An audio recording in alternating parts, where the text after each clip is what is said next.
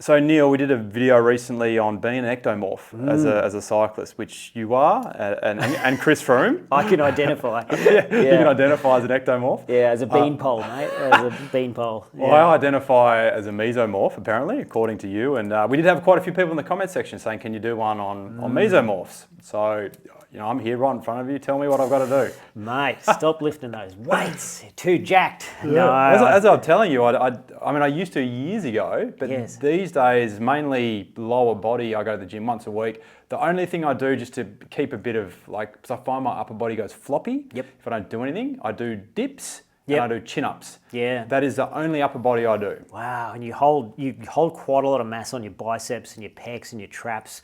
Like I do. Like I should sit up. Yeah. Yeah. I'll just flex while I'm doing this to make myself look bigger. So I do more upper body weights than you do, and look at me. You know. So these are the different genetic conditions. Now, again, we should put the caveat in here that these descriptions, these ectomorph, mesomorph things, they were originally coined as a way of trying to describe people's psychology based off their physiology, and it's mostly rubbish, but we just use them as descriptions of people's physical structure. Neuroscience. These are just, I'm just using these as terms to describe a person who's stocky, muscular and powerfully built, as opposed to me being an ectomorph. Yeah, so these are just words. Yeah. So what's a mesomorph? Look, the person will generally be naturally muscular like you are without having to work at it a lot. They typically have sort of moderate-sized frames with wide shoulders and a narrow waist, strong arms and legs, and small amounts or modest amounts of body fat, you'd say. So they're genetically predisposed to build muscle. So mesomorphs tend to require a slightly higher calorie intake, since the muscle does tend to require calories to maintain it because they hold more muscle. These people need to eat a bit more than the average, the average ectomorph or the average endomorph, which is our third topic that we'll talk about another time. They also require a fair bit of muscle mass a fair bit of protein to maintain that muscle mass. Otherwise, they do tend to, whilst they do hold it quite well, if they don't get enough protein intake, they tend to suffer from fatigue a lot, in my experience, if they don't keep their protein intake up. So these people are usually able to gain or lose weight really easily. They look sideways at a Chico roll and they put on half a kilo. These are the people whose weight can fluctuate really aggressively just through lack of exercise or lots of exercise. Whereas, for example, me, as a really severe ectomorph, my weight doesn't fluctuate at all. Yes. It's very hard for me to put on 2 kilos and very hard for me to lose 2 kilos, so I just tend to stay really flat no matter what. And people who are more inclined towards the mesomorph scale, they tend to fluctuate a lot depending upon their activity levels. Yes, I'm like 2 or 3 kilos bounces around. I've just been away to Europe. Yep. Plain beers, other, eating out. I reckon I'm a bit swollen at the moment. I reckon I've put on a couple of kilos like that. Yep. So that's it. Yeah, it's just one of those considerations. They fluctuate up and down a lot, and that's one of the ways you can kind of determine whether you're one of these body types, And I've just never had that experience. I had a time in my late teenage years, early 20s, where I was working at a fast food joint to put myself through uni, and I ate terrible food for a year or two, like all the time, because it was free. And I'm talking really bad quality food. And I did no exercise of any sort, and I was the same weight. Okay. Yeah. So a mesomorph would have blown right up. 100%. Yeah. That was me in the UK. I was 10 kilos heavier. Really? I looked like I swallowed a football. 10 kilos. Yeah, there you go. Yeah. I can only dream. Now, in terms of on-bike considerations, these people tend to have stockier builds, so they're usually not very tall. They often have lower seat heights because their legs are often shorter than a person who's built my way. Most ectomorphs tend to have really long limbs, in particular long legs, and that's how I'm built, really long legs and a short torso. The mesomorphs tend to have the stockier build, so shorter legs, shorter arms. So they would often gravitate towards lower saddle heights and smaller bikes in general because of their lack of ability to reach because of their shorter arms. So they require lower seat heights, they often have less flexibility, which is another thing I was going to say. So these are people that are often riding sort of 52, 54 centimetre endurance geometry bikes rather than, like that thing behind me is a large, and your seat height I think is 30 odd millimetres lower than mine, is it? Okay, even though we're pretty much the same height. So, this stuff plays into the bike selection quite a lot for these two different types of bodies. So they often have a lot of fast twitch fibres. They tend to be more inclined towards repeated burst efforts on the bike. So they tend to be really good at rolling turns in high-speed bunches, that sort of stuff. A lot of them make really good sprinters, although you're not so flashy in the sprint for some rolling turns reason. in a bunch is probably the one thing I am good at in cycling. That's Yeah. about it. That's really good VO2. Yeah. Yeah, so they don't often tend to be really good sort of diesel engines. They tend to be really good on those shorter, from 10 seconds out to sort of 3 to 5 minute sort of VO2 efforts. I find when I ask them about this stuff, they don't tend to have really good diesel engines like me. I'm way down the other end of the spectrum. I have a really good 20-minute power, but my 5-minute, 3-minute, 30-second, 10-second is really, really bad, right? So the extra muscle mass tends to help with that sort of stuff, and that's what I'm lacking. So their lack of flexibility and their shorter limbs often mean shorter bikes, shorter reaches, smaller bikes, lower seat heights, all of that sort of stuff than an ectomorph who would be the same height. Because I think you and I are roughly the same height, but our positions are really, really different because of our different limb lengths.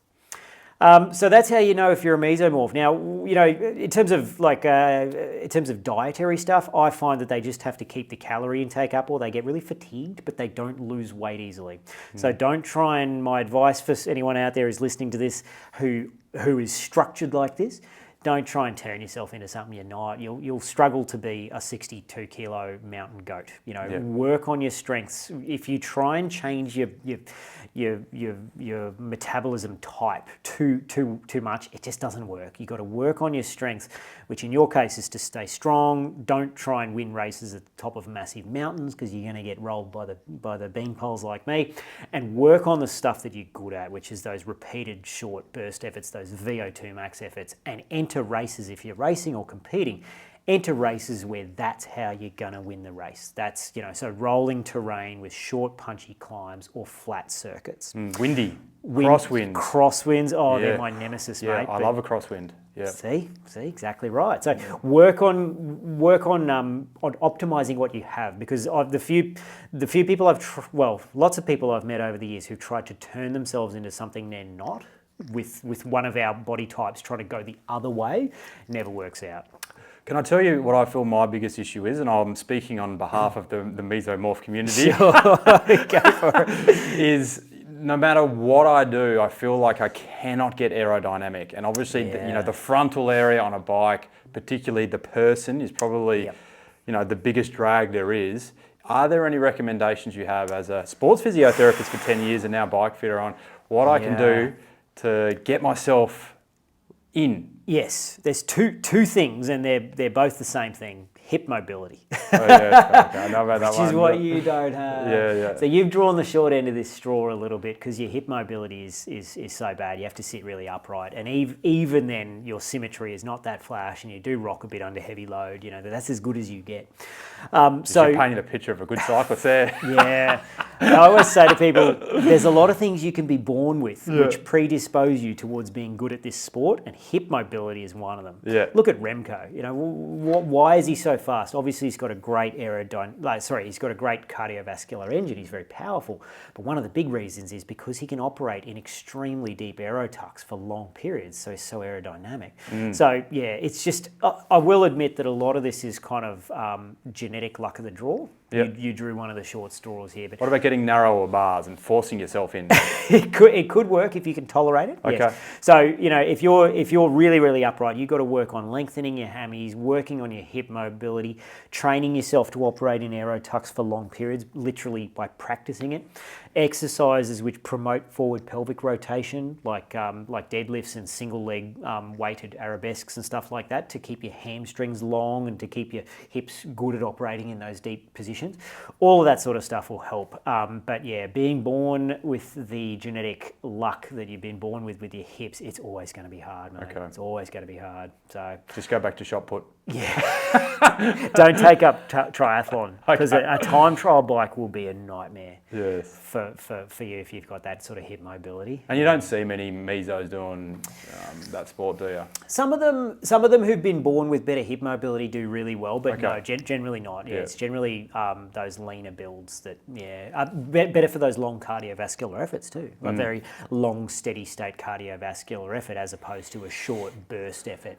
You know, you look at someone like what's an extreme example? Someone like Caleb Ewan, for example, who we've got footage of, and we know how he's short and powerfully built, and what's he best at? Those short, punchy efforts. He's a sprinter. You know, Craig Wiggins, who's built that same way as well. These people tend to be really, really good at those short burst efforts and amazing at repeated neuromuscular efforts, like in a hot dog crit or something, where we saw Craig do really well. Was it last year? Yep. Against some very illustrious names. To get across the line first. So they tend to be really, really good at that. For something like a triathlon where you've got to sit there at 220 watts for 3 or 4 hours, the ectomorphs tend to do better because of their cardiovascular efficiency and not as much muscle mass that they have to shunt calories to. Yeah. So that's what to do if you're a mesomorph. Not such an easy one. Yeah, it is pretty grim in your case, mate. Yeah, don't have any magic bullets for you with that one. Right. Keep working on your flexibility as much as you can. Thanks, mate.